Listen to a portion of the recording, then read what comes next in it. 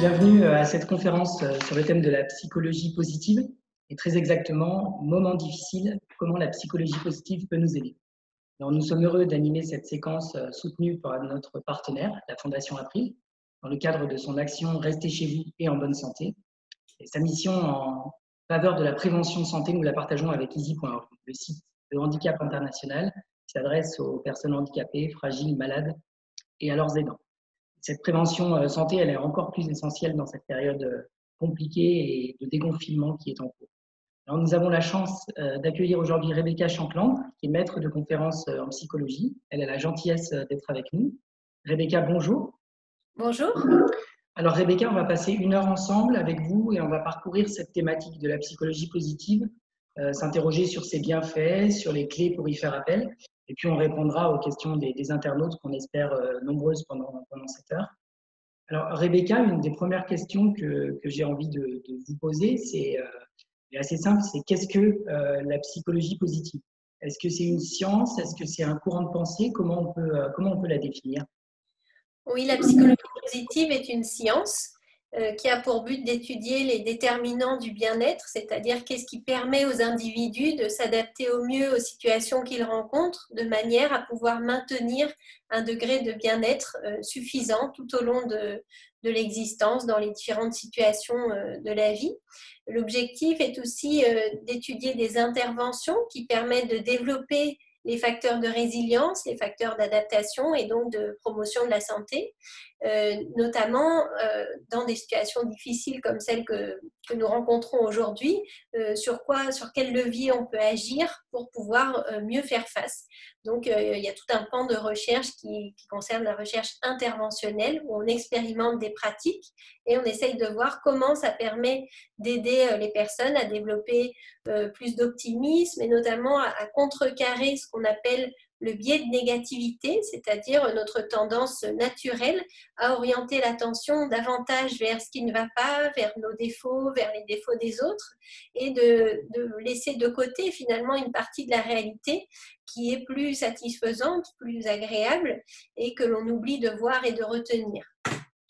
Alors, ça veut dire qu'on a tous une tendance à, quel que soit l'individu, on a tous une tendance à penser d'abord au négatif plutôt qu'au positif, c'est ça? Alors, en tout cas, oui, on a tendance à être happé davantage par ce qui semble menaçant ou ce qui est dérangeant. C'est adaptatif, hein, c'est un fonctionnement tout à fait utile qui nous a permis qui a permis à notre espèce, en tout cas, de survivre au travers des siècles, puisqu'on est très attentif à tout ce qui peut être dangereux, tout ce qui peut faire peur, pour mieux s'adapter. Mais dans la société dans laquelle on vit aujourd'hui, finalement, on a moins de chances ou de risques de rencontrer un tigre ou d'être menacé directement. Et donc, on a gardé cette tendance, mais qui est moins utile dans nos contextes aujourd'hui, notamment ici en contexte de confinement ou de post-confinement. Il n'y a pas des menaces directes à notre existence, mais on peut avoir tendance à voir tout ce qui dysfonctionne dans notre quotidien, les petites tensions relationnelles, les frustrations nombreuses, puisqu'on a perdu une partie de notre liberté, de nos activités, et donc notre cerveau va avoir tendance à ressasser tous ces éléments-là qui nous manquent, tout ce qui ne va pas. Et le soir, on a aussi tendance à faire un bilan de la journée plutôt négatif, orienté vers ces aspects-là, ce qui va générer ce qu'on appelle des ruminations, qui petit à petit nous mine le quotidien, puisque ça va générer plus de difficultés d'endormissement, plus d'humeur négative et donc aussi plus de tension dans les relations. Qui plus est, en cette période, comme vous le disiez, de confinement et maintenant de post-confinement, où peut-être les tensions ont été davantage palpables chez les gens. Ça veut dire que c'est un peu le meilleur moment pour faire appel à la psychologie positive. Exactement, en fait, plus on va être dans des situations difficiles, plus notre attention va être attirée par les éléments négatifs qu'il faut gérer et on passe à côté d'une partie de la réalité, mais surtout on a moins accès à nos propres ressources. Donc l'objectif de la psychologie positive, c'est de démontrer comment dans des situations d'incertitude ou des situations difficiles, on peut malgré tout avoir accès à ces ressources en faisant appel à des pratiques de psychologie positive qui nous aident à réorienter l'attention vers nos forces, vers nos compétences, vers les relations plus agréables, plus stables, on va dire, qui vont nous aider à faire face à des situations du quotidien. Et en orientant notre attention, donc par exemple, si on prend l'exemple du couple, typiquement le fait d'être, ou même avec les enfants, d'être confinés ou d'être pendant tant de semaines les uns sur les autres dans des espaces restreints, fait que progressivement, on ne va voir que ce qui nous dérange, c'est les autres, et ça va prendre une ampleur importante. Par exemple, il y a ceux qui vont oublier toujours de rincer l'éponge, ceux qui ne rangent pas leur chambre, etc. Et ça prend beaucoup de place dans le quotidien, dans notre tête et dans nos relations, alors que ça pourrait être un moment où, à l'inverse, on se dit qu'est-ce qu'on a envie de faire ensemble de constructif, de positif, de Ça veut dire qu'il faut nourrissant. prendre le temps il faut prendre le temps de se poser, de réfléchir, c'est ça, être moins dans l'instantanéité en quelque sorte? C'est ça, il y a un choix à faire. Et c'est ce que proposent justement les pratiques de psychologie positive, nous aider à faire ce choix, nous aider à aller dans la direction de ce choix. C'est-à-dire que si on se dit, oui, je vois bien que dans mon quotidien, ce biais de négativité impacte beaucoup mes relations aux autres, à moi-même et à mon existence. Petit à petit, la vie aussi perd de son sens si on n'arrive plus à y trouver des éléments de satisfaction. Il y a, voilà. Donc, les pratiques telles que ce qu'on propose, c'est peut-être le journal d'attention, où on Parce que propose aux j'allais vous demander personnes. justement, les pratiques, est-ce que c'est des choses qui sont concrètes et qui peuvent, j'allais dire, qui sont accessibles à tout un chacun? C'est pas trop compliqué de mettre en place la psychologie positive dans son quotidien? En fait, c'est très simple et ça semble parfois même trop simple pour être efficace. Donc, si je prends l'exemple du journal d'attention, on propose aux personnes de noter chaque soir jusqu'à 5 éléments de la journée qui ont été satisfaisants, donc des petites choses du quotidien. Ça peut être un paysage qu'ils ont apprécié de regarder par la fenêtre, un appel téléphonique d'un proche, un repas partagé qui s'est bien passé avec les enfants. Donc, noter simplement des éléments qui ont été satisfaisants au cours de la journée. Ça va d'une part favoriser la facilité de l'endormissement, puisqu'on est moins dans des ruminations qui génèrent plus d'anxiété et de tension. Et par ailleurs, dans les jours qui suivent, ça nous aide à voir davantage ces éléments dans notre quotidien et à emmagasiner plus de souvenirs constructifs, positifs, satisfaisants qui vont générer le sentiment que la vie a plus de sens, que la vie vaut la peine d'être vécue, que les relations sont positives. Donc ça encourage, ça mobilise davantage la personne à s'engager dans ces relations, dans des activités positives dans leur quotidien. Donc c'est des pratiques qui peuvent être toutes simples. Oui. D'accord. Non, non, je vous en prie, allez-y. Mais qui ont un effet jusqu'à 6 mois. Par exemple, si vous faites ce journal d'attention pendant 2 semaines, il y a des effets jusqu'à 6 mois en termes de réduction des symptômes anxieux, des symptômes dépressifs, d'amélioration de la satisfaction par rapport à la vie. Et on observe même des effets sur les dimensions physiques qui sont liées notamment aux tensions. Par exemple, les maux de tête, maux de ventre, troubles du sommeil, maux de dos.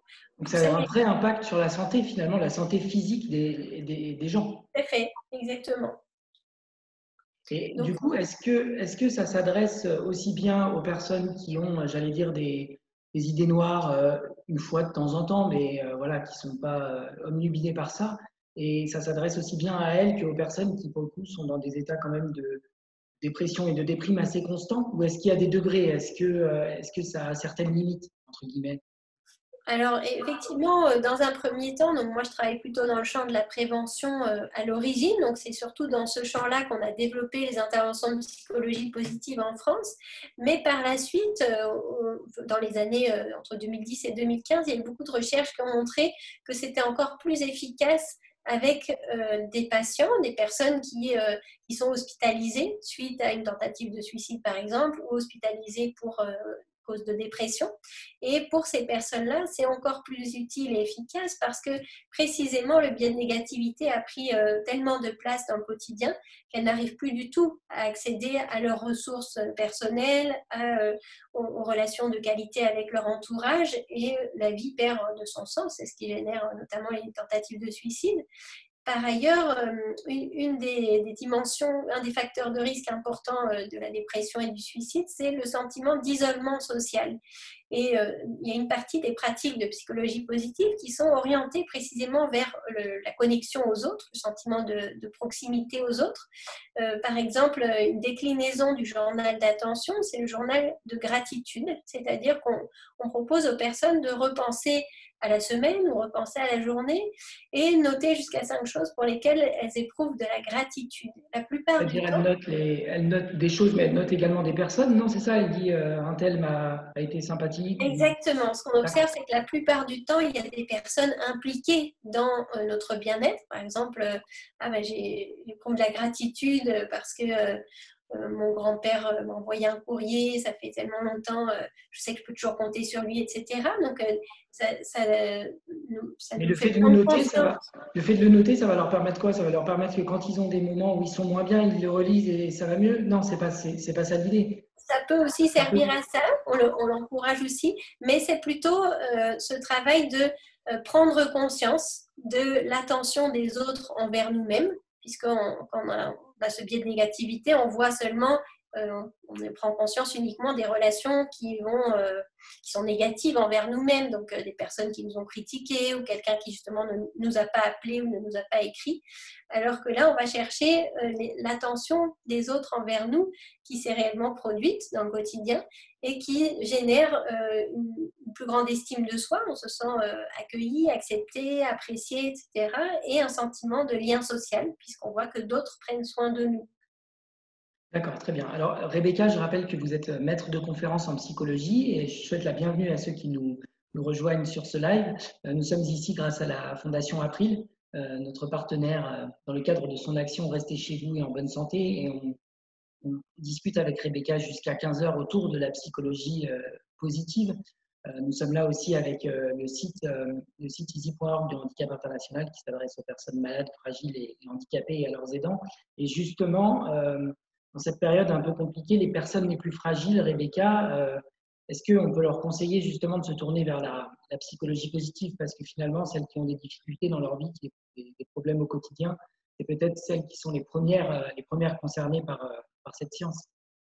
Exactement. Donc, il n'y a vraiment pas de contre-indication à faire ce type de pratique, sachant qu'on garde bien en tête le fait que ce n'est pas une baguette magique, ça ne va pas transformer notre existence en autre chose, mais par contre, ça va nous aider à voir des pans de l'existence qu'on ne perçoit plus. Donc, l'idée, c'est plutôt de lever le rideau sur des aspects de la réalité qui passent inaperçus, notamment quand, par exemple, on partage notre vie avec des personnes depuis très longtemps.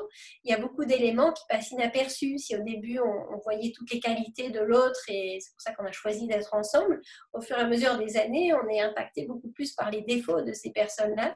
Et donc, l'objectif de ces pratiques, c'est prendre en compte l'ensemble de la personne et sans passer à côté du bon côté des choses de l'existence. Si on Ça prend veut dire l'exemple... que, excusez-moi, ça veut dire que la psychologie positive, on est d'accord que si on y fait appel, ça ne va pas tout résoudre et on ne va pas être heureux tout le temps. Ça va améliorer, on va un peu gommer ce sentiment de négativité que vous évoquez, mais ça ne va pas révolutionner notre existence. Voilà, il ne faut pas s'attendre à un miracle. C'est simplement une pratique, un entraînement mental qui va nous aider à rééquilibrer notre façon de voir le quotidien, de nous percevoir nous-mêmes, de percevoir les autres. Et donc, ça va nous aider à mieux faire face. Donc, après, il y a toujours, bien sûr, une action individuelle à mener, enfin, individuelle ou collective. Hein, d'ailleurs, on peut décider en famille de choisir d'agir différemment, d'entrer en relation autrement, de prévoir des activités qui vont être constructives ensemble. Donc là, il y a une part d'action, mais avant de pouvoir entrer dans l'action, il est nécessaire de se reconnecter à ces ressources. Quelles sont mes forces? Quelles sont les forces de mon environnement sur lesquelles on peut s'appuyer dans des périodes d'incertitude ou de difficulté? Si on prend l'exemple des familles, hein, puisque c'est aussi une période difficile pour les familles avec des enfants confinés ou même dans d'autres périodes d'incertitude. Hein, les enfants sont un peu comme des éponges, donc eux, ils vont beaucoup capter le stress des parents, ça va générer plus de tensions, plus de comportements difficiles. Et petit à petit, en fait, les parents ont un sentiment d'impuissance. Ils ont l'impression que quoi qu'ils fassent, ils ne vont pas y arriver, qu'ils sont de mauvais parents. Ils rentrent de plus en plus dans des comportements coercitifs où ils vont crier, voire frapper. Et donc, ça va s'empirer et tout ça, le parent va le ressasser et avoir l'impression d'être un mauvais parent et qu'il n'arrivera à rien.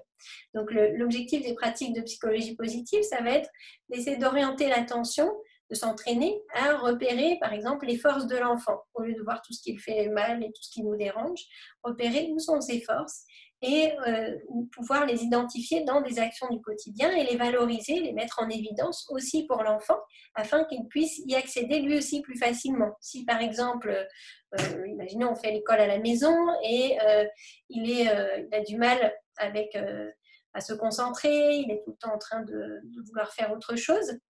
Et par ailleurs, quand il fait un jeu, il est très concentré et il arrive à maintenir cette attention pendant une période longue. Donc là, on peut mettre en évidence, tiens, à ce moment-là, qu'est-ce qui t'a permis de rester concentré? Qu'est-ce qui t'a aidé? Est-ce qu'on peut mettre quelque chose en place comme ça qui va t'aider à vraiment te concentrer? Ça veut dire qu'on échange avec lui, on est d'accord que ces forces, c'est pas nous qui les imaginons en nous disant ah ben là je pense que hein, c'est un dialogue entre le parent et l'enfant. Exactement, c'est de l'observation. C'est apprendre à observer ce qui fonctionne bien et pas toujours ce qui fonctionne mal. Donc, et après, en parler, voir qu'est-ce qui a permis ça, comment on peut renforcer ça, comment on peut le transférer à d'autres situations du quotidien. Et donc, simplement rappeler que cette force existe dans un moment où l'enfant n'arrive pas à se concentrer sur son travail, lui rappeler, tiens, mais hier, j'ai vu que tu y arrivais très bien, donc c'est quelque chose que tu sais faire. Le simple fait de renforcer le sentiment de compétence chez l'enfant augmente l'engagement dans les apprentissages. Donc, c'est vraiment ça l'objectif dans l'interaction. Et vous évoquez la famille. Est-ce que la psychologie positive, ça s'adapte à toutes les situations? C'est-à-dire que ça s'adapte à la fois dans le cadre familial, dans le cadre social, dans nos interactions avec nos amis, mais est-ce que ça marche aussi pour le travail, les relations professionnelles?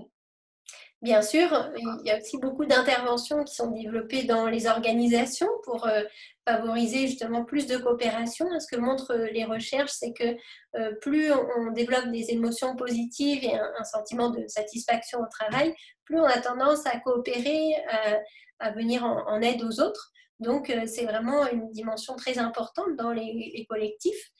Donc, il y a beaucoup de recherches qui sont menées actuellement sur cette dimension-là. Donc, ça ne concerne pas que la famille, hein, c'est vraiment toujours cette même idée que quand on travaille dans une organisation, au lieu de ne voir que ce qui dysfonctionne ou bien le collègue qui ne travaille pas comme nous et qu'on a envie de critiquer, on peut au contraire repérer les complémentarités et comment faire émerger le meilleur de chacun. En fait, ce sur quoi travaille la psychologie positive, c'est quel que soit le contexte, comment on peut permettre l'émergence du meilleur de chacun et du meilleur du groupe en tant que collectif.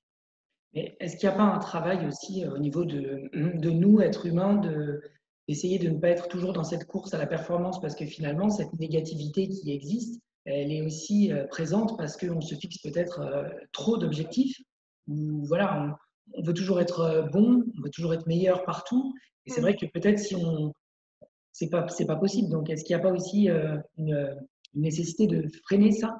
Oui, vous avez complètement raison. Et d'ailleurs, c'est beaucoup là-dessus qu'on travaille, notamment avec les parents, puisque un des risques de burn-out parental, on peut retrouver aussi dans le burn-out au travail, hein, dans ce que vous décrivez, de vouloir faire toujours mieux, être toujours au top, avoir des performances qui sont de mieux en mieux, etc. Ben, les parents ont cette même pression avec tout ce qu'ils peuvent lire sur la parentalité, tout ce que leur disent les professionnels, leur disent leurs proches, même leurs enfants.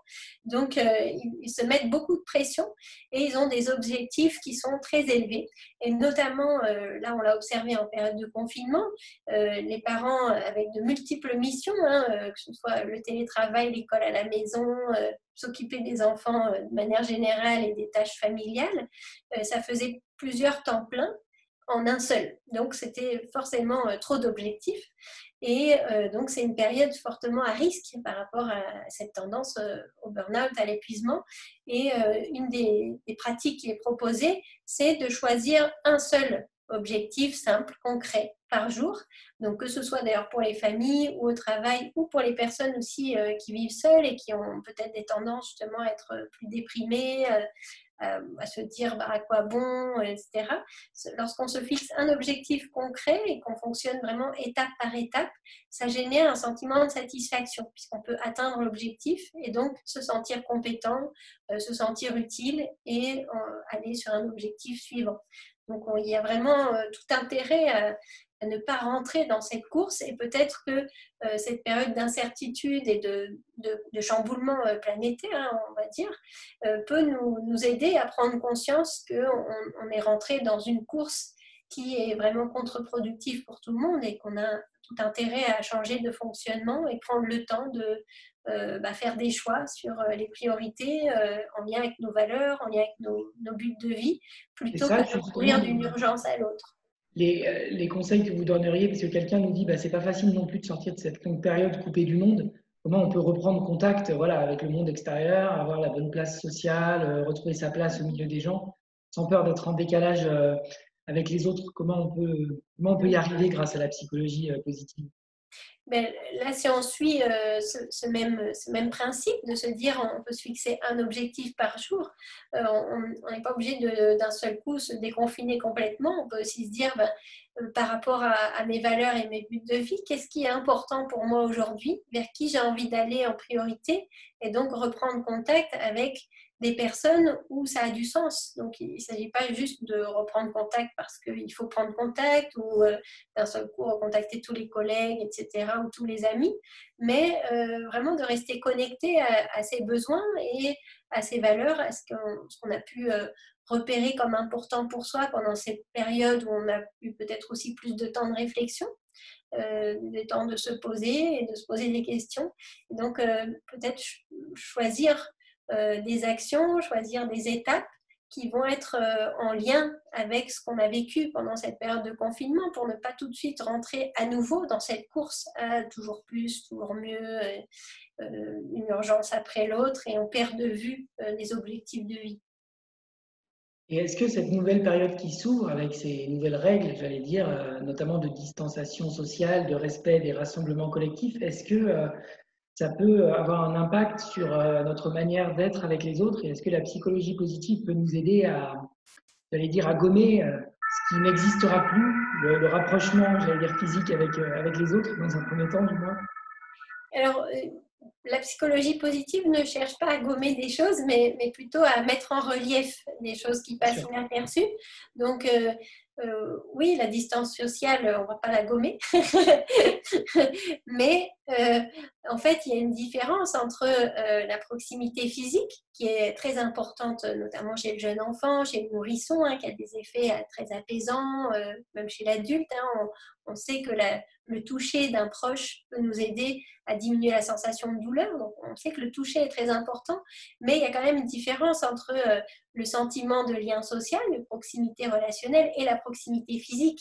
Et plus on est âgé, plus on est adulte, plus c'est facile de se sentir connecté sans se toucher. Donc, je dirais c'est pour les enfants, plus ils sont jeunes, plus c'est compliqué de comprendre que même si on est des amis proches, là, à l'école maternelle, on ne va pas se toucher. Ça, c'est très compliqué. Mais par contre, pour les adultes, ça n'enlève en rien la qualité de la relation. Au contraire, ce qu'on observe, c'est qu'il y a une mise en relief de l'importance de la relation à l'autre. Toute interaction, finalement, prend beaucoup plus d'importance parce qu'on sait qu'elles ont été rares et on apprécie du coup vraiment la qualité d'un échange. Donc, peut-être on a moins de possibilités en termes de rapprochement physique, mais on est plus attentif finalement à l'autre, à ce qu'il dit. Donc, ça a développé d'autres compétences qui sont peut-être encore plus importantes pour la qualité des relations dans la durée, pour l'amitié, pour les collaborateurs aussi au travail. Donc, c'est des choses qu'on a pu observer en période de confinement, par exemple, si on a la chance d'aller faire les courses. On constate que les personnes sont aussi beaucoup plus attentives les unes aux autres. Bon, déjà parce qu'il ne faut pas se toucher, mais les gens se disent bonjour, par exemple, dans les rayons, ou bien adressent des mots d'attention aux personnes qui sont à la caisse. Alors que d'habitude, c'est que des comportements automatiques qui s'enchaînent. Tout le monde est pressé.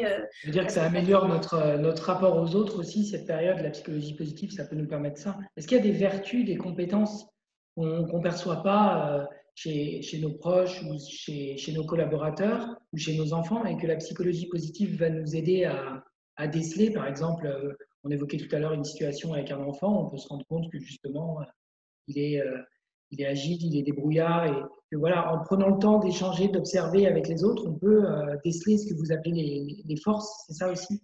Oui, en observant, mais il y a aussi des outils. Donc, il existe différents types d'outils. Il y a des jeux de cartes qu'on peut trouver sur Internet, etc. Il y a différents outils sur les forces qui vont nous aider à mettre des mots et aider l'enfant aussi à mettre des mots sur ces différentes forces et qu'on peut utiliser de manière séquentielle. Par exemple, dans un premier temps, on peut commencer par identifier nos propres forces. Il y a des questionnaires en ligne qui existent qu'on peut passer gratuitement qui nous permettent de repérer quelles sont les forces qui nous caractérisent le plus, c'est-à-dire qui vont nous apporter plus de vitalité, plus de satisfaction, sentiment de compétence, et à l'inverse, des forces qui peut-être sont moins faciles d'accès pour nous, mais qu'on peut aussi apprendre à cultiver, qui vont être utiles dans des moments où il faut apprendre à agir différemment, à être flexible, etc.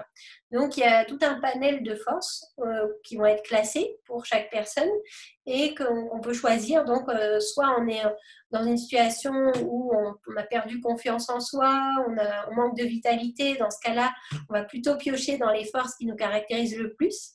Ou bien, à l'inverse, on est dans une période où on a envie de nouveautés, on est curieux, on a envie de développer des compétences nouvelles. Alors, on va aller piocher plutôt dans des forces qui ont été moins cultivées au cours de notre développement. Et donc, voilà, on peut faire ce choix.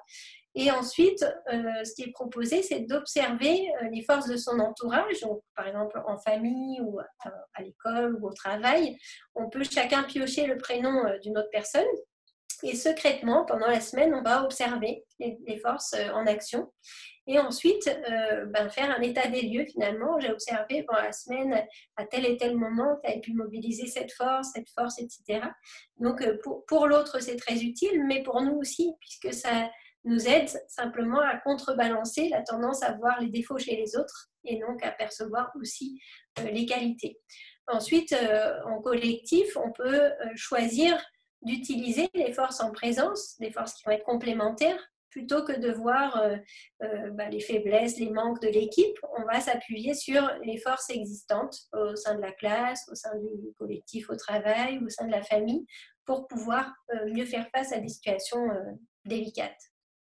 Et vous évoquiez tout à l'heure les effets qui peuvent être immédiats et puis qui peuvent après durer sur une période qui, je crois, va jusqu'à 6 mois. Est-ce que l'objectif final, est-ce qu'on se dit qu'on a réussi à appliquer les méthodes et les pratiques de psychologie positive quand on est émotionnellement équilibré, entre guillemets? C'est quelqu'un qui nous demande ça. C'est-à-dire quand on ne voit pas tout en rose, on est d'accord, mais on ne voit pas tout en noir non plus. On est finalement, on réussit à voilà, s'équilibrer émotionnellement. C'est juste de dire ça? Oui, c'est exactement, c'est une très bonne manière de le dire. C'est-à-dire qu'avec la psychologie positive, on ne va pas avoir des pics d'euphorie, on ne va pas voir la vie en rose, etc. Donc, c'est vraiment une histoire de rééquilibrer la perception qu'on a de la réalité, ce qui permet de mieux équilibrer les émotions. Donc, c'est tout à fait ça. Et comme je disais tout à l'heure, on ne va pas chercher à gommer des choses. Donc, si on a des émotions difficiles, on apprend aussi à les accueillir, donc à développer une relation positive à ces émotions, quelles qu'elles soient. C'est-à-dire que dans les pratiques de psychologie positive, ce qui est proposé, c'est d'identifier qu'est-ce que cette émotion me permet de comprendre de moi, de ce qui est important pour moi, de ce qu'il faudrait changer dans le contexte. Donc, on prend les émotions comme des messagers utiles et on en fait quelque chose sur lequel on va pouvoir construire. Donc, plutôt que de se laisser impacter et de baisser les bras en disant de toute façon, à quoi bon, je serai toujours triste, ça revient toujours cette émotion. effectivement, on est tous différents, mais les émotions, elles viennent, elles partent pour tout le monde. Mais il y a des personnes qui s'en inquiètent et d'autres pas. Et donc, ceux qui s'en inquiètent se disent, ah, j'ai encore cette émotion de tristesse, je vais certainement rechuter, je vais vraiment sombrer dans la dépression. Alors que d'autres se disent, tiens, qu'est-ce qu'elle me dit, cette tristesse aujourd'hui? C'est peut-être que là, j'ai besoin de prendre un temps pour identifier quelque chose Analyser, qui a il du faut sens pour moi. analyser. Voilà, il faut que j'essaye de faire peut-être des actions qui donnent plus de sens à mon quotidien, ou peut-être là, je suis impactée par la tristesse parce que il y a quelque chose qui n'est pas satisfaisant dans ma relation aux enfants. Et donc, on prend le temps. La tristesse, elle nous permet de prendre le temps, de se poser. On n'est plus dans l'urgence, on n'a plus assez d'énergie pour ça. Donc, on se pose, on fait des choix et après, on peut s'engager de nouveau. Très bien. Alors, Rebecca, je rappelle que vous êtes maître de conférence en psychologie. On est avec vous donc pour encore une petite demi-heure. On échange autour de la psychologie positive.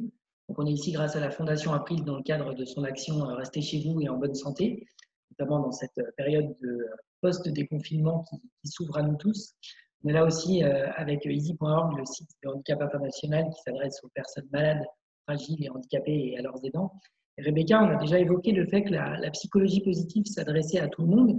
Mais par contre, on est bien d'accord qu'il faut quand même le vouloir et en faire la démarche. C'est-à-dire qu'on ne peut pas dire on peut pas dire ah bah tiens, mon proche, il devrait utiliser la psychologie positive si la personne concernée n'en a pas envie au départ.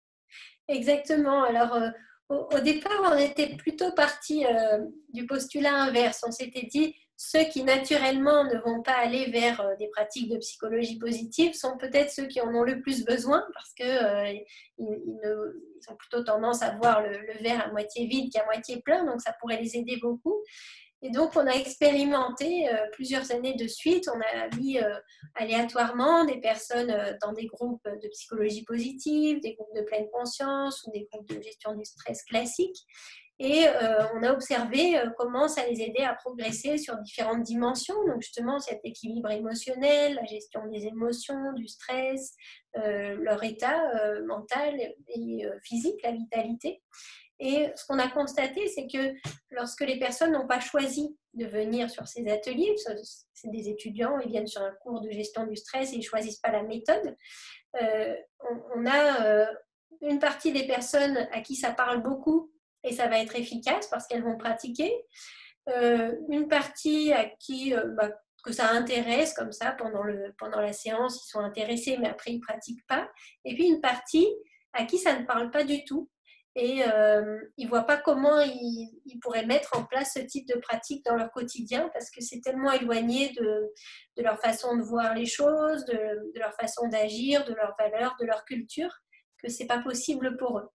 Et donc, ce qu'on constate, c'est que pour ces personnes-là, il n'y a pas d'effet. Il n'y a pas d'effet de ces pratiques.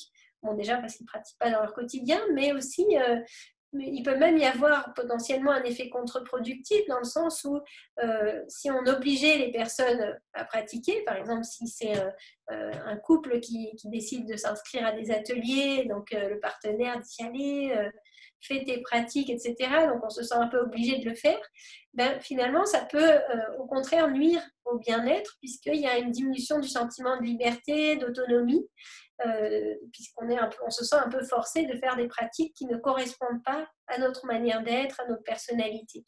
Donc, ce que montrent les recherches depuis cette période-là où on a fait ces tests, c'est qu'il y a une importance entre la personne, l'adéquation entre la personne, la personnalité, la culture et les pratiques qu'on fait. Il faut que cette adéquation soit bonne pour qu'il y ait une efficacité. Donc, c'est vrai que parfois, je donne des conférences, par exemple, sur la gratitude, et il y a des personnes qui viennent me voir à la fin et qui me disent il faudrait vraiment que mon mari fasse des exercices de gratitude, ça pourrait vraiment améliorer les choses. Mais quand on veut quelque chose pour l'autre, ça n'est pas toujours très efficace. Donc, c'est vraiment à chacun de sentir ce qui lui correspond le mieux en termes de pratique. Et on a de la chance d'avoir une grande variété de pratiques à la fois au sein de la psychologie positive, mais aussi si on prend en compte toutes les autres pratiques qui ont un impact sur les émotions, sur l'humeur, comme la pleine conscience, l'approche d'acceptation et d'engagement. Donc il y a plein de formes de pratiques différentes. Donc chacun peut un peu faire son marché, entre guillemets, aller expérimenter, explorer et voir ce qui l'aide le mieux à se connecter à ses ressources pour faire face au quotidien. Parce que finalement, il y a des personnes qui ont voilà, on a tous plus ou moins à un moment de notre vie des soucis, des problèmes, mais il y a des gens qui vivent, qui vont bien malgré les difficultés de la vie et qui n'ont pas forcément besoin de faire appel à ce type de pratique. Et on n'est pas obligé de les pousser à le faire s'ils vivent bien avec ça finalement. Exactement. En fait, même une majorité des individus sont résilients naturellement. Même suite à des traumatismes graves, on constate que 80% des personnes sont résilientes, c'est-à-dire vont plutôt développer davantage de ressources et de compétences à la suite de ce traumatisme, alors que 20% d'entre elles vont développer plutôt des syndromes de stress post-traumatique, etc. Mais donc ces 80%-là, c'est ce qui va intéresser les recherches en psychologie positive. Qu'est-ce qui permet à ces personnes-là d'être résiliente, alors que on pourrait se dire tout le monde s'effondrerait après un tel traumatisme. Donc c'est vraiment ces leviers-là qu'on va essayer d'explorer pour pouvoir mieux accompagner le développement de l'enfant, donc que ce soit à l'école ou dans les familles, afin que ces facteurs de résilience se mettent en place et permettent de ne pas forcément faire des pratiques de psychologie positive toute la vie, mais qu'on ait cette façon d'aborder l'existence et d'accéder à ces ressources qui soient spontanées. On a une question sur j'allais dire la durée et la fréquence de l'utilisation de la psychologie positive, parce qu'on est ici, je le rappelle, avec le soutien de la Fondation April qui édite un certain nombre d'ouvrages que vous apercevez sûrement derrière moi autour du sommeil, de la nutrition, de la gestion du stress, de l'activité physique.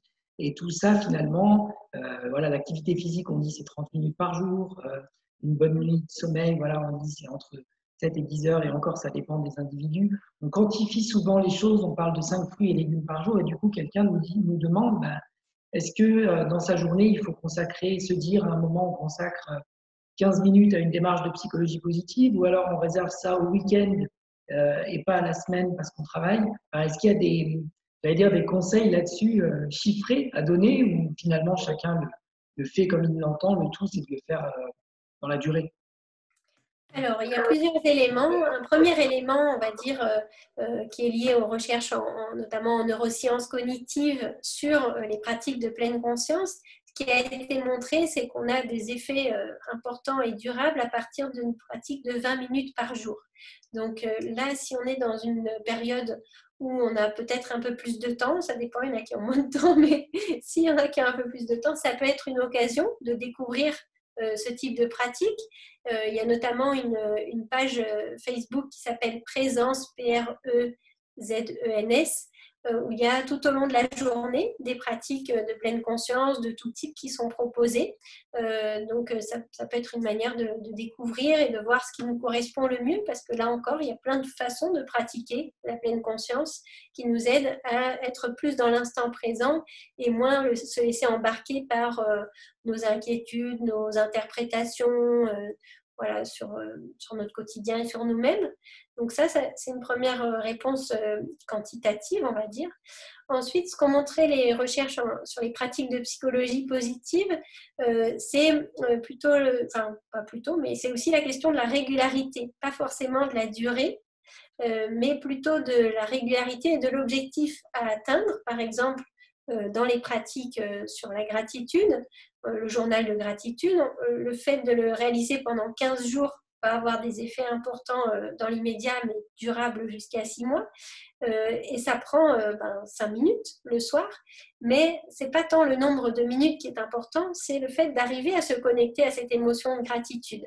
Donc, par exemple, dans une étude, on a mis en évidence qu'il y a des personnes qui vont plutôt faire un listing de choses, mais sans vraiment se connecter à l'émotion, et donc là, on a moins d'effet. Si par exemple, on se dit, bon, je vais faire ma petite liste, alors je vais mettre frites, cinéma, C'est pas très productif. voilà, en fait, du coup, on ne se connecte pas vraiment aux autres, à l'importance des autres, ou de l'importance qu'on a pour les autres, etc. Donc, il y a beaucoup moins cette dimension relationnelle. Ça n'a pas d'impact sur l'estime de soi, ça n'a pas d'impact sur le sentiment de lien social. Donc, c'est vraiment la qualité de l'exercice et l'objectif ciblé qui compte plus que la durée. Après, l'efficacité va aussi dépendre des personnes. Donc plus on a un biais de négativité important, plus c'est important d'avoir des pratiques fréquentes. Donc, pour pouvoir changer cette façon de percevoir le quotidien. Alors que quelqu'un qui a déjà naturellement plutôt la tendance à voir le verre à moitié plein, une pratique par semaine, c'est suffisant.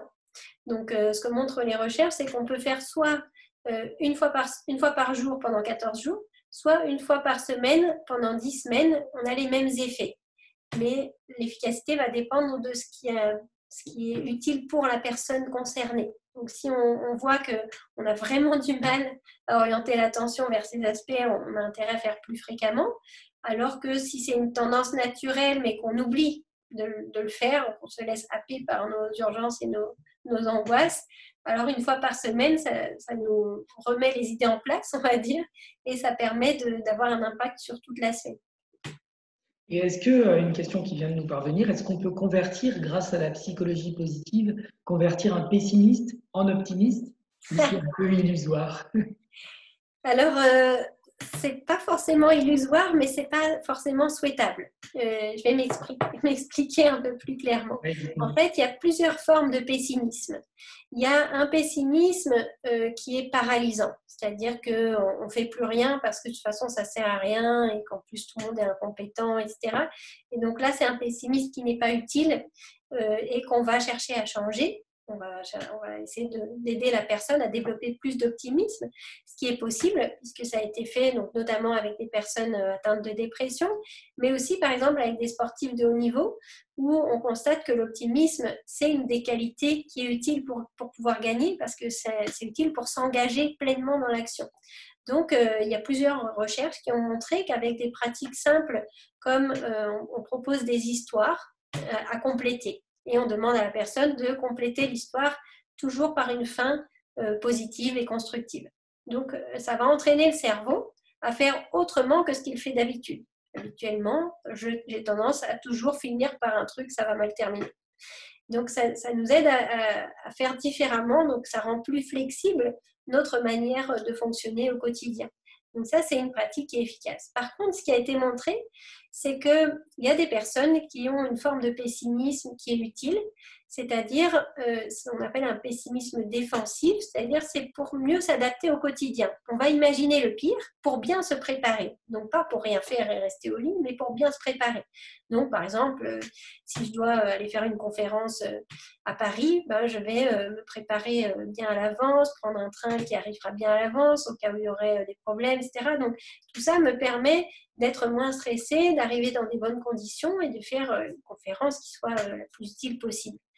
À l'inverse, ces personnes-là, si on leur dit maintenant, il faudrait quand même arrêter avec toujours ces histoires que tout va mal terminer, il faut arrêter de stresser, on va faire un peu plus d'optimisme, et donc on fait ces pratiques qui développent l'optimisme, en fait, ça va être contre-productif. C'est-à-dire que les personnes du coup, vont être un peu moins angoissés, mais vont moins se préparer et il va arriver plus de difficultés. Donc, c'est utile de savoir pourquoi on fait quoi et quand et pour qui. Donc, on ne pourrait pas conseiller à tout le monde de faire des pratiques qui développent l'optimisme parce que ce ne serait pas forcément une bonne idée. Par contre, quelqu'un qui vraiment n'a plus rien envie de faire de son quotidien parce qu'il y a vraiment ce pessimisme paralysant, alors on a intérêt à aider à observer, à faire un premier pas qui avance dans la direction de quelque chose de satisfaisant.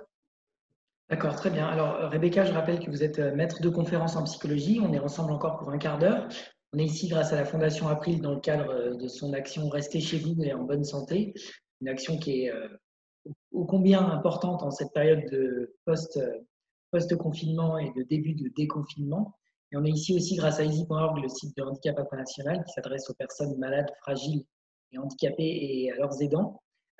Rebecca, on a une question sur le fait que est-ce qu'il y a des comportements, des actes qu'on perçoit parfois comme des dysfonctionnements, mais qui en fait, grâce à la psychologie positive, peuvent se révéler être en fait des compétences, des vraies compétences. Est-ce que c'est possible ça? Alors, oui, tout est une histoire de perception, c'est-à-dire que de perception et d'interprétation. Donc, la première étape, c'est percevoir.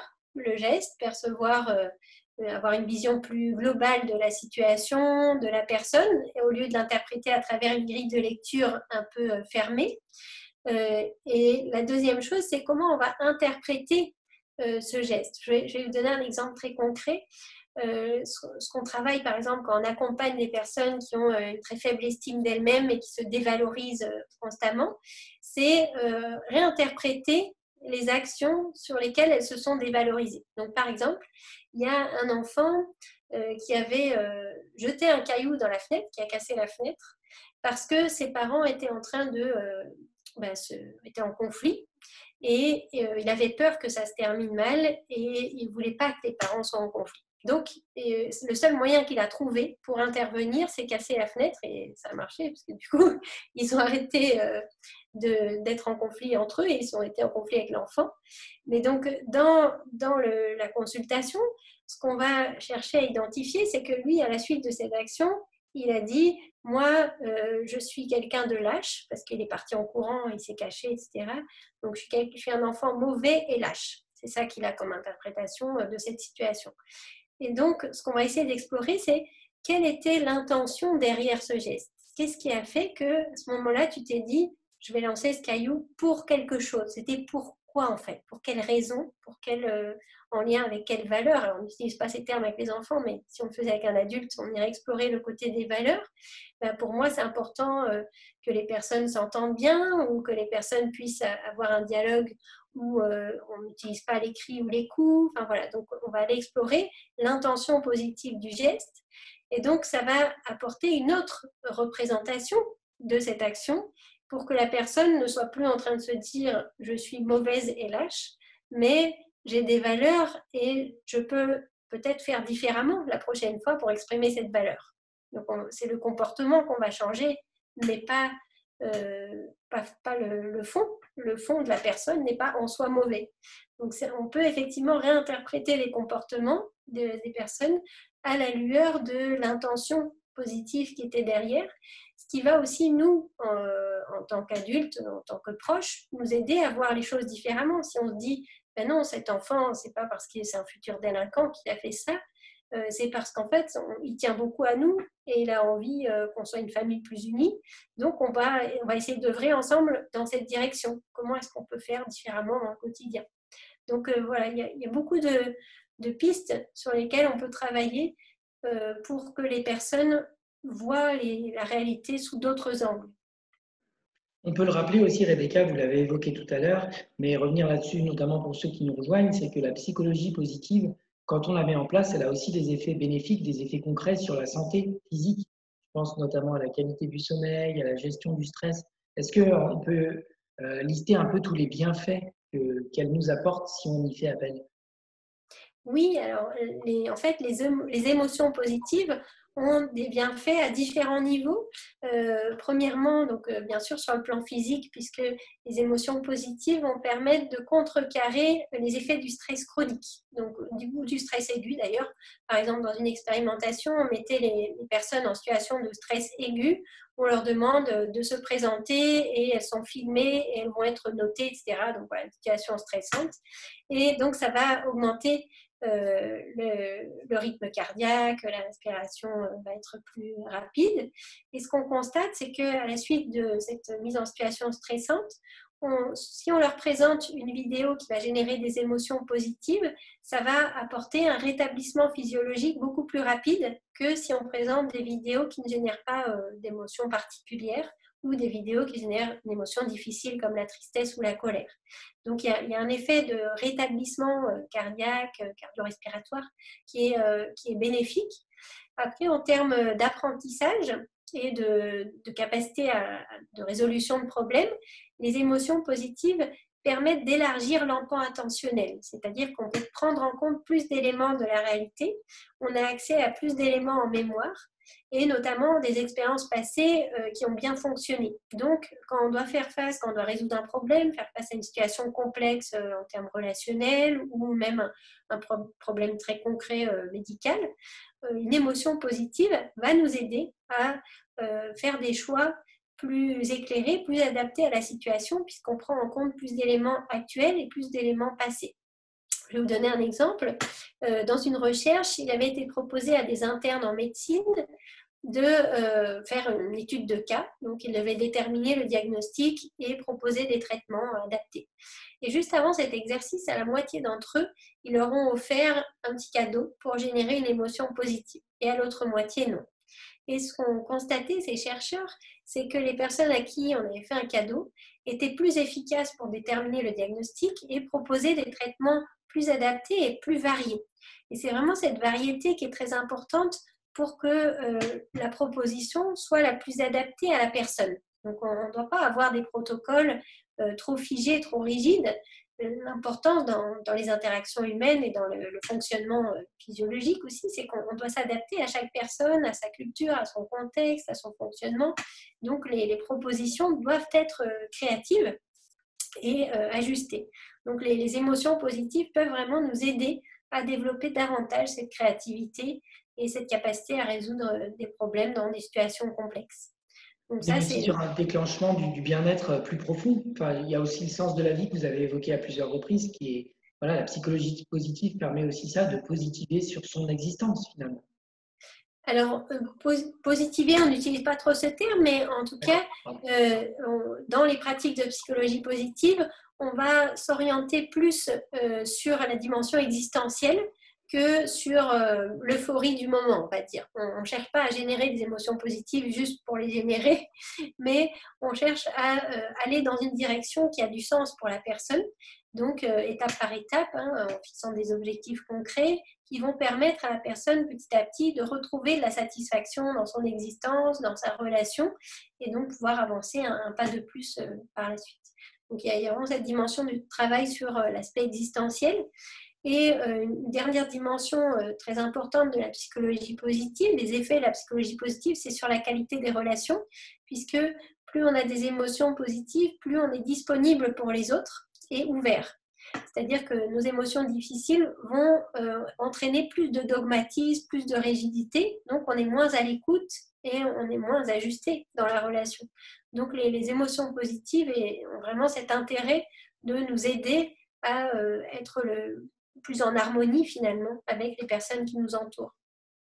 Alors, il nous reste un peu plus de 5 minutes à passer ensemble. Quelqu'un nous demande si ça ne marche pas, la psychologie positive, est-ce que je peux me tourner vers des pratiques un peu similaires? Elle parle de yoga, de méditation de pleine conscience. Est-ce que tout ça, on peut le regrouper dans un même effet et se dire que finalement, ben, si on n'y arrive pas avec la psychologie positive, c'est que c'est peut-être pas fait pour nous, mais que yoga ou méditation de pleine conscience peuvent nous aider? Exactement. Alors, nous, en tant que chercheurs dans le champ de la psychologie positive, on travaille beaucoup sur les pratiques de pleine conscience. On considère que ça fait partie de la psychologie positive puisqu'on a les mêmes objectifs. On essaye d'agir sur les déterminants du bien-être, sur la dimension existentielle satisfaisante. Donc, les pratiques de pleine conscience sont quasiment les pratiques les plus efficaces qu'on connaisse aujourd'hui. Donc, effectivement, yoga, pleine conscience, si ce sont des pratiques qui parlent à la personne et qu'elle peut intégrer dans son quotidien, c'est vraiment très utile. Pour d'autres, c'est plus difficile à intégrer dans le quotidien, alors que les pratiques, on va dire, plus simples et rapides qui sont proposées, comme le journal d'attention, le jeu de cartes des forces, etc., pour certains, ça va être plus facile à intégrer et à proposer en famille ou à proposer à l'école. Donc, c'est à chacun de choisir, sachant que le yoga, la pleine conscience et les interventions de psychologie positive sont validées scientifiquement. Donc, je pense que c'est plutôt ça qu'il faut aller chercher. Est-ce que ces pratiques ont été scientifiquement validées, ont fait l'objet de recherches par des équipes différentes? Ou bien est-ce que c'est simplement une intuition d'une personne qui se dit si tout le monde, je sais pas, si tout le monde regardait la couleur jaune, elle se sentirait plus joyeuse. Ben, ça, je ne sais pas. Il faudrait voir s'il y a des recherches qui montrent ça et si ça vaut le coup de passer 10 minutes par jour à regarder la couleur jaune, je ne sais pas. Donc, c'est plutôt la différence entre certaines pratiques de développement personnel qui n'ont pas fait l'objet de recherches. On n'encouragerait pas forcément du coup, et des pratiques comme le yoga, la pleine conscience qui ont fait l'objet de nombreuses recherches et donc on peut vraiment encourager à aller dans cette direction. Alors, ça va faire bientôt 1 heure qu'on est ensemble, Rebecca, et je vous remercie sincèrement au nom de la Fondation April de nous avoir accordé ce temps-là. Est-ce qu'on peut peut-être, avant de se quitter, rappeler un peu les rituels quotidiens qu'on pourrait instaurer pour une vie plus légère? Vous avez évoqué le journal de gratitude, les questionnaires des forces, voilà, de prendre le temps de s'interroger, de ne pas avoir que la négativité. Est-ce qu'il y a des choses qu'on peut peut-être, 3, 4 éléments clés retenir sur la psychologie positive et voir s'ils s'appliquent à la fois si on est seul, en famille, en couple? Voilà, les rebalayer ensemble. Oui, euh, alors peut-être si on les rebalaye, une première chose, c'est de se poser la question, bah, quand on se réveille le matin, la première chose qu'on peut faire, c'est de prendre conscience peut-être de la chance qu'on a. Si on se réveille dans un lit, qu'on a un toit au-dessus de notre tête et un petit déjeuner qui va arriver, ben, une des choses qui est proposée dans les pratiques de psychologie positive, c'est chaque jour de mettre une nouvelle paire de lunettes parce que finalement, on s'habitue très rapidement à ce qui est positif, à ce qui est agréable. Et donc, ça nous entraîne dans cette course à toujours plus, toujours mieux. Donc, une des propositions de la psychologie positive, c'est de ne pas rentrer dans cette course à toujours plus, toujours mieux, mais d'orienter l'attention vers la chance qu'on a déjà aujourd'hui avec ce que l'on a. Donc, plutôt que de regarder dans l'assiette du voisin, regarder ce qu'on a dans notre propre assiette. Donc ça, c'est vraiment, je dirais, un élément clé à retenir, c'est qu'il y a une habituation naturelle chez l'humain. On va s'adapter, on ne percevra plus les éléments de notre quotidien qui sont agréables. Donc c'est un vrai choix qu'on doit faire, qu'on propose de faire, en tout cas quand on se lève le matin, de se dire, tiens, en fait, waouh, j'ai quand même la chance d'habiter ici, de me réveiller à côté de quelqu'un ou d'avoir un enfant que je vais aller réveiller. Voilà, donc prendre conscience des éléments de notre quotidien qui, bah, finalement, s'ils n'étaient pas là, la vie serait beaucoup plus difficile. Donc ça, c'est aussi une pratique qu'on propose qui s'appelle la soustraction mentale. Imaginez que vous n'habitez pas dans cet endroit, mais dans un endroit peut-être moins chouette. Ben, alors, ça prend, l'habitat prend toute sa valeur. Ou imaginez que vous n'habitiez pas dans ce pays, mais dans un autre où c'est beaucoup plus compliqué. Donc, voilà, donc vraiment faire le choix de ne pas passer à côté de la chance qu'on a, de la prise de conscience de cette chance pour contrecarrer ce qu'on appelle l'habituation hédonique. Hédonos, c'est le plaisir, donc l'habituation aux choses plaisantes. Donc ça, c'est un peu le fil conducteur. Donc les pratiques, ensuite, c'est à chacun de les choisir dans l'objectif d'être capable de changer cette paire de lunettes, de prendre un autre regard sur la réalité, d'être plus flexible aussi si on sent qu'on devient rigide dans notre fonctionnement. Voilà. Et vous, Rebecca, est-ce que vous êtes toujours positive ou ça vous arrive d'avoir des moments où vous êtes moins... Ah ben, comme tout le monde, il y a des moments où c'est plus difficile et même plusieurs fois par jour en fait. Hein, les émotions, c'est très fluctuant. Donc peut-être on se réveille, on constate la chance qu'on a et puis ensuite on reçoit un mail où on se dit oh là là, qu'est-ce que je vais faire de ça? Et puis après on se retrouve à devoir faire des choses avec les enfants et ça se passe pas comme on avait prévu. Donc, dans notre quotidien, on a effectivement tous les C'est jours normal de faire des émotions voilà, c'est normal de difficiles. faire ce Voilà, exactement. Donc, c'est normal d'avoir cette fluctuation entre émotions positives ou agréables et émotions désagréables. Et le travail consiste précisément à ne pas rester figé là-dessus. C'est-à-dire, c'est pas parce qu'à un moment j'ai éprouvé de la colère ou de la tristesse que c'est mauvais en soi. Ça fait partie de la vie. En fait, toutes les émotions font partie de la vie. Et moi, personnellement, ce qui m'aide, c'est garder le fil conducteur, c'est-à-dire qu'est-ce que je souhaite, en fait, par exemple, pour mes enfants. Même il y a des moments où c'est compliqué, etc. Mais alors, si j'arrive à garder en tête pourquoi j'ai choisi d'être parent et qu'est-ce qui fait que être parent, c'est riche et positif, ben, je me dis, bon, je suis prête à traverser ces moments qui sont plus difficiles si je sens que ça va quand même dans la bonne direction. Très bien. Écoutez, Rebecca, merci pour ces précieux conseils. Merci du temps que vous nous avez accordé pendant 7 heures avec vous. Je rappelle que vous êtes maître de conférence en psychologie. Alors, vous l'aurez compris, il existe des réflexes simples pour rester en bonne santé, pour aller bien, pour son bien-être.